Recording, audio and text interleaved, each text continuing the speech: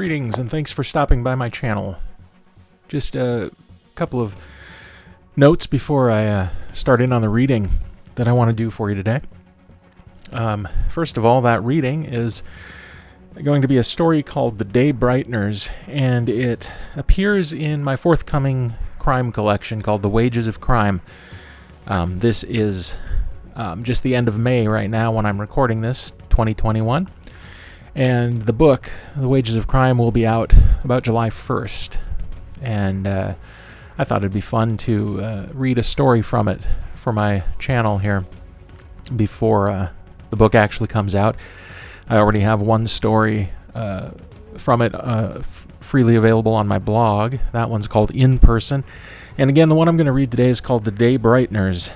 But before we get to that, I just wanted to point out what I already have, that my new book of short crime stories, The Wages of Crime, is coming out in July. And we're just under a year since I started self-publishing some of my stuff. And in that time, I started with Jagged Edges and Moving Parts. This collection of horror stories seems to be pretty well received. I'm very proud of it. And I'm also proud of the novel that followed. Earlier this year, I put out The Portable 9, which is more of a noir thriller, and also seems to be pretty well received. I also put out a poetry collection recently. Not surprisingly, I suppose. Not as well received, or at least that I can tell. Poetry is its own animal, and I'm very proud of this collection, Imperfect Lodgings. But it hasn't gained a lot of traction just yet. I hope that changes, because if you like poetry, a lot of which does lean toward the dark side, I think it's something you might enjoy. So without any further delay, I will just take a quick breather here and switch gears and read to you The Day-Brighteners from my forthcoming collection, The Wages of Crime.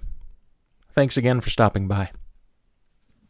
Okay, I'm back, and as promised, The Day-Brighteners from The Wages of Crime by Pete Messling, read by the author.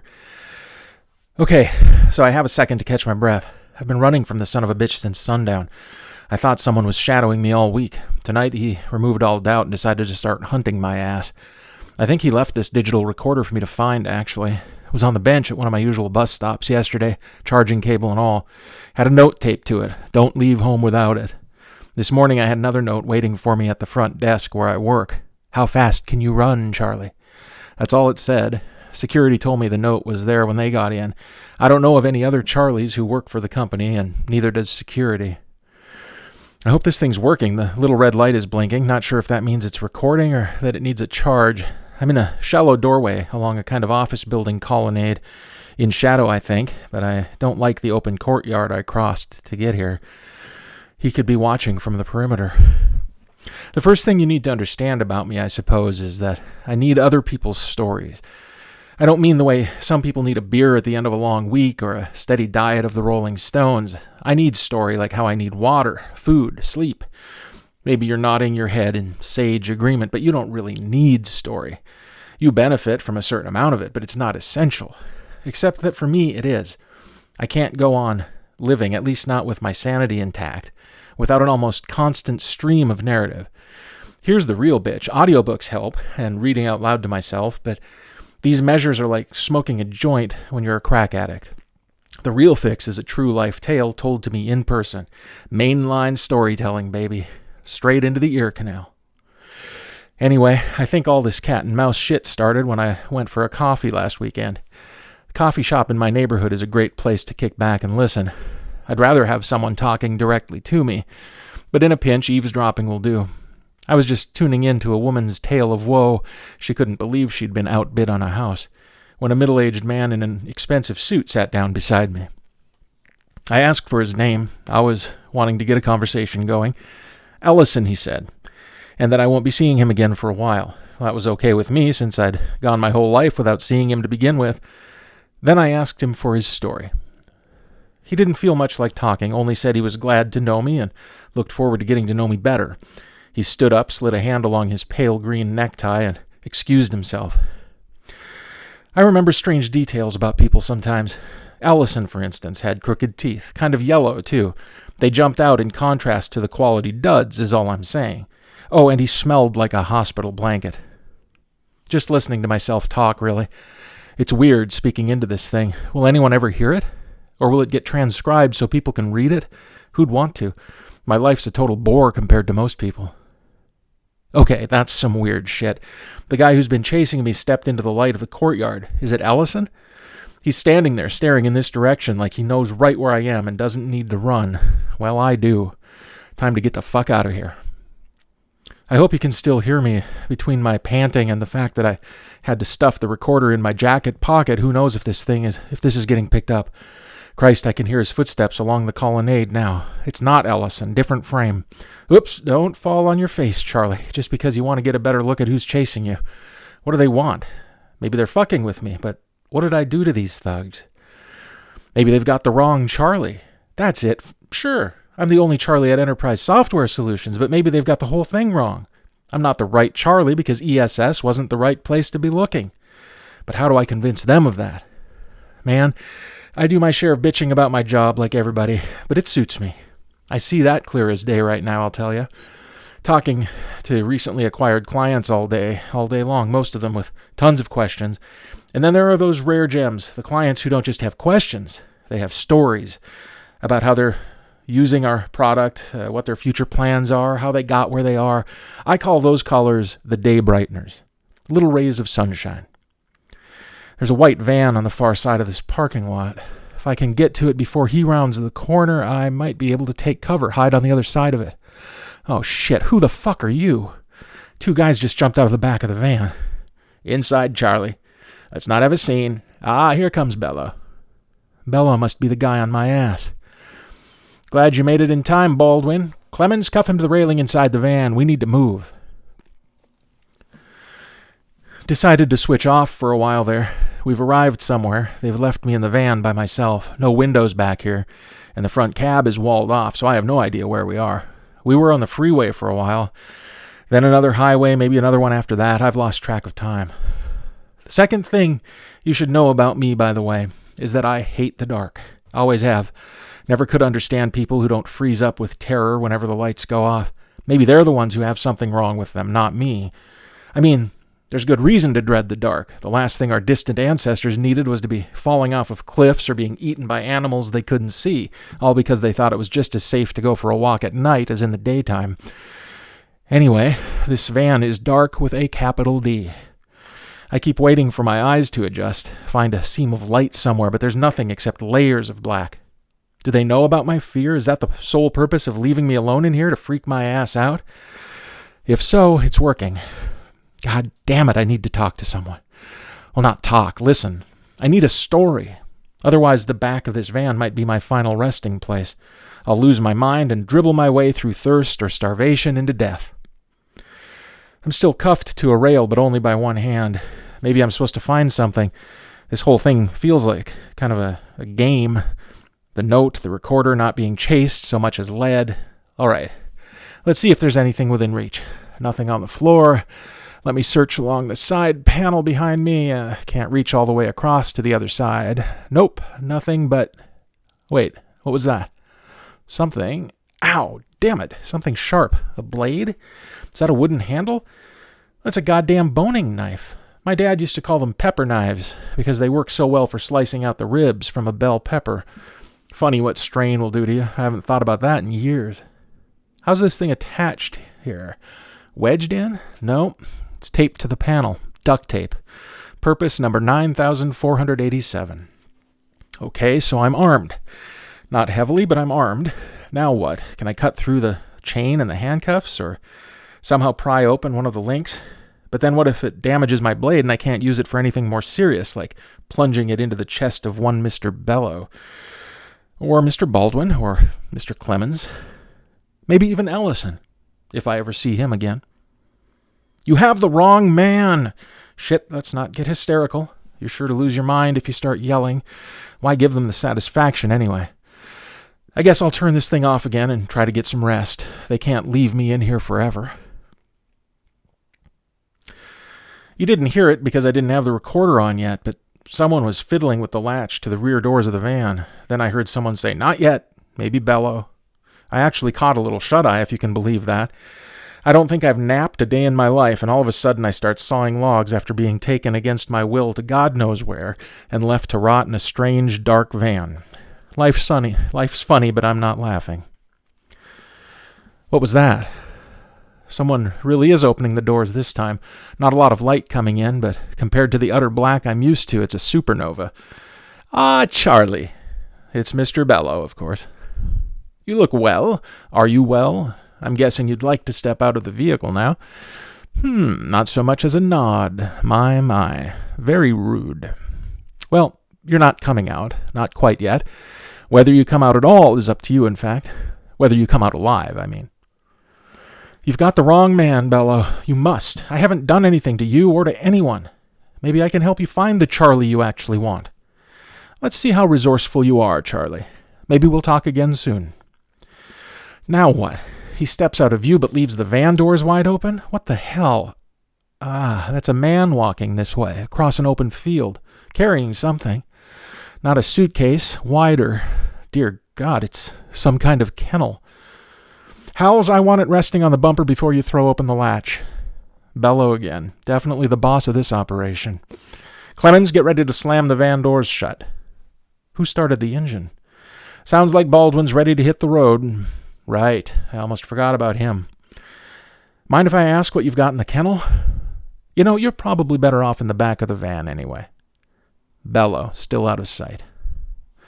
You really don't want to be wandering around these fields at night. Hell of a badger problem this year. Competing for resources makes a badger meaner than usual. Oh, fuck no. Please. Are you getting all that hissing and grunting? Jesus Christ, this can't be happening. Oh God, he threw the latch. Why won't the damn thing come out? It just sits in there, grunting and hissing.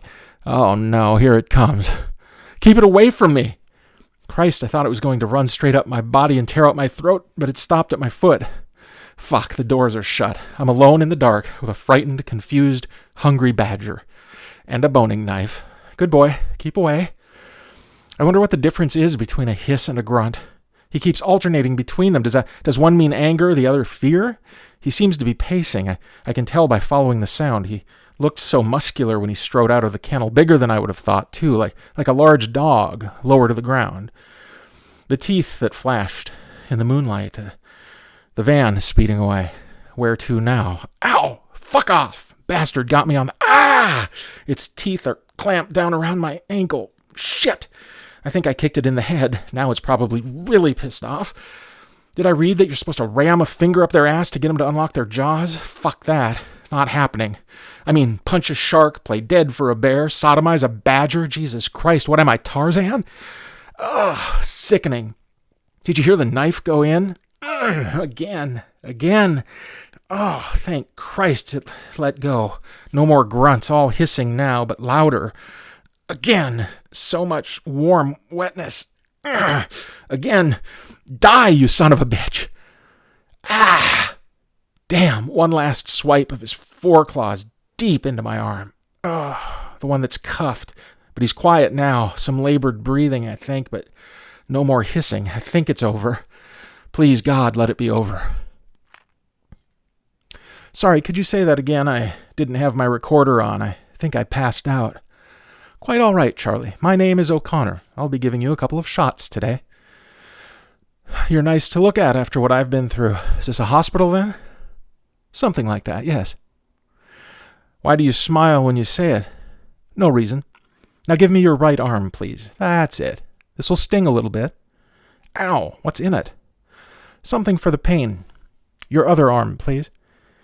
Why are you getting another syringe? What's going on? Relax, Charlie. Now this will sting a bit more. Ow, fuck, Jesus, it burns. That'll wear off. The injection will keep you loose. And she's gone. So much for my brief hope that this was a real hospital and I had escaped the nightmare. I don't think the door's locked, but you can bet Baldwin or Clemens or Howells is standing guard outside. Maybe all three of them, or similar goons I haven't met yet. No, it's another waiting game. They took my knife. I wonder if there's anything in here that could be used. Doesn't look like it. You know, there's a third thing you might be interested to know about me for the sake of conversation. My little boy went missing when he was only 6 years old. See, this is why I don't like silence. It lets in the darkness. But maybe this old darkness can take my mind off today's darkness. Any way you come at it, talking beats thinking all to hell. So let me take a moment to explain to you what it was like when Christopher disappeared. The first 24 hours were a phantasmagoria of hope, despair, longing, and fragility. How's that? Maybe it would turn out that he wandered off somewhere and fell asleep, or maybe unspeakable things were being done to him while we searched in vain. Maybe it was even remotely possible that he was being cared for in some way. The next several days were a fog. Almost no rational thought broke through. Then came the darkest moment of my life. At about day 5, I found myself hoping that Christopher was dead, because if he wasn't, that meant he was in trouble. Probably in terror or pain or both, and that was too much to bear. So I wished him dead, though I never told my wife. That was almost 20 years ago. I still don't know if my wish came true. He's never been found. I left my wife not long after. You might think a shared tragedy like that would bring a couple closer together, but the truth is it often drives people apart. The bond of grief is nothing compared to the bond we share as the parents of a living, vibrant, inquisitive boy. I'm not sure why I haven't hung myself from a rafter, to be honest. Would have avoided this shit, too. Where in the hell am I? And what am I to these people who only have surnames? Maybe it's not too late to end it all. I don't see any weapons around, but maybe there are some pills I could take. Ah, Charlie. Mr. fucking Bello. Barging in like he owns the place. Maybe he does, for all I know. What's that? You're mumbling. It's good to see you, though. I mean that. Really good. I'm proud of you. Didn't expect me to survive against the badger? I didn't think you'd find the knife, and I didn't think you'd know what to do with it if you did. Things are more interesting now. You have more to lose than I thought. What's that supposed to mean? It means, Charlie, that you have some fight in you, which means you value your life. That's gratifying. My work can feel pointless at times, underappreciated, but I think you'll come to appreciate my work a good deal, Charlie. What's next? I'm not about to spoil the fun now, just when we're really getting somewhere, but I do think you've earned a relaxing of the restraints, so to speak. We're out in the country on a fair piece of acreage. Until the next phase of operations is in place, you don't need to feel like a prisoner here, even though it's exactly what I am. If you like. I don't like. I want to know what's going on, and I want to be let go. Who can I talk to about that? Well, that's a conversation you'll have to have with Ellison, I'm afraid. Decisions like that are a little above my pay grade. Anyway, feel free to roam about the place, wander outside, whatever you like. You won't be allowed beyond the main gate, of course, and a formidable wall frames the property. But take in some air at least. O'Connor will show you to your room whenever you like. Gone like a phantom. Part of the script, no doubt. The casting is off, though. His 1940s good looks would make him a better Ellison, and Ellison's dental imperfections would make him a better lackey. Maybe they'll switch parts for the next poor sap. Jesus, you really are going round the bend, Charlie, my boy. Maybe it's the fire O'Connor injected into my left arm. The burning has gone down, like she said, so now maybe I'm getting loose, whatever that means. Okay, now they're getting sloppy. I thought a good place to start would be by walking the perimeter, checking for any weaknesses in this formidable wall. Sure as shit, almost straight back from the rear door to the hospital, or whatever this place is, a Gothic monstrosity, at least by American standards. Anyway, straight back from the rear door is a clot of bushes. I'm between those bushes and the wall now, and guess what? A portion of the wall here has crumbled, leaving a great big empty V that couldn't be easier to climb through. So that's what I'm doing. Not sure I'd be up to it without the shots, but they seem to have dulled the pain in my ankle and bolstered my confidence. O'Connor wrapped the ankle, too, so that helps. Can't walk without a limp, though. Fucking badger. Okay, that was a little tiring, but I'm through. Outside the wall isn't very promising, though. Dense woods all around. I don't want to walk toward the road, but I could use a path. Might as well leave the recorder going. I was able to charge it up in my room, so why not use it? What's this then? The trees do seem to be thinning a bit. Holy shit, there is a path. Wait, maybe they're not getting sloppy. Maybe this is all too easy. Another part of the game. Well, it's not like sitting around on the squeaky cot in my room is going to get me anywhere. Feels good to be on the move anyway. I know it goes against reason, but I feel free. For the first time since all of this started. Whether it's scripted or not, the feeling right now is real. Might as well enjoy it. The proverbial fork in the road, son of a bitch. I can't believe this thing branches off like this. Do I take the left branch or the right? Don't even have a coin to toss. God, this reminds me of my freshman philosophy class. Is this a decision or is it a reaction to imperceptible causes? Whatever. Left looks good to me. All right. It's a little steeper than the other way would have been, but I'm okay with that. What the hell? There's someone on the path I didn't take. A boy. Christopher? Why would I say that? Why even think it? This child is the age Christopher was when he vanished. Christopher would be an adult. Wait, don't go. Too late. He's running back the way he came. I probably scared him. What's he doing out here by himself? You know what? Time to stuff this recorder in the pocket of my jeans and ditch the jacket. I was able to test the sound quality, and it seemed to be working just fine in my jacket. Don't see why it would be any different in my pants. No, I shouldn't leave the jacket right in the middle of the path. That's too obvious. Here, I'll drape it over these plants. Maybe it's still too obvious, but it could buy me some time, make them think I zigged when really I zagged. Now back to the fork, and off I go down the right branch. Either that kid needs my help, or I need his. After a while, talking into this thing starts to feel odd. I've gotten kind of hooked on it. So when it's off, that feels funny too, but this is starting to feel as much like talking to myself as when I don't have the recorder on. And it shouldn't. What I record for them, or posterity or something. It'll have an audience. When I talk to myself, I'm an audience of one. All I know is that I have no idea where I am, again. What's new? Who, what, when, where, why, how. Words with no meaning and no answer, especially now. It's a room that I'm in, but there's something false about it. The walls seem built on the cheap, like a movie set, and I swear I get a whiff of petrichor from time to time. No chance of escape either, both hands cuffed to this stupid chair, one of those heavy metal numbers with the same olive-colored padding on the curved arms as on the seat. Cold War nouveau. For good measure, they shackled my ankles to the legs of the desk in front of me, also from the Soviet surplus store. Bello came in, turned on the recorder, set it down on the desk, and walked out again, all without saying a word. Whatever it is they've decided to believe about me, there won't be any changing their minds. If they're the law, well, there's some top-secret branch of it that doesn't operate on the fair trial principle. If they're not the law, well then, who knows? It could have something to do with my boy, I suppose. That's the only thing about me that stands out. But if they have news about his whereabouts, I wish they'd come out with it instead of going through all this bullshit. This is kind of weird, but I'm not actually sure it was my kid who went missing.